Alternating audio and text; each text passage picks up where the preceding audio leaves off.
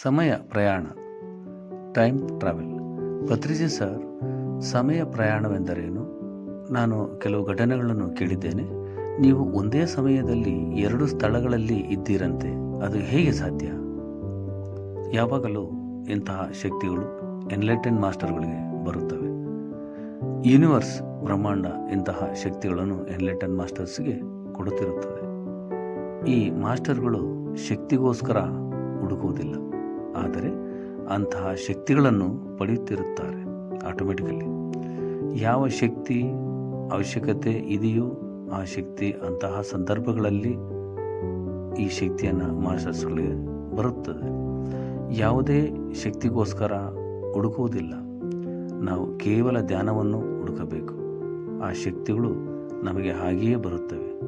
ಇದು ಬ್ರಹ್ಮಾಂಡದ ನಿಯಮ, ಪ್ರಕೃತಿಯ ಜ್ಞಾನ. ಅಂತಹ ಶಕ್ತಿಗಳು ನಿಮಗೆ ಕೂಡ ಸಿಗುತ್ತದೆ. ಅದು ನಿಮ್ಮ ಯೋಗ್ಯತೆ ಮತ್ತು ನೀವು ಅದನ್ನು ಹೇಗೆ ಉಪಯೋಗಿಸುತ್ತೀರಾ ಎಂದು. ಅದನ್ನು ನೀವು ಸ್ವಂತ ಲಾಭಕ್ಕೋಸ್ಕರ ಬಳಸಬಾರದು. ಎಲ್ಲರಿಗೂ ಲಾಭವಾಗುವಂತೆ ಅದನ್ನು ಉಪಯೋಗಿಸಿಕೊಳ್ಳಬೇಕು.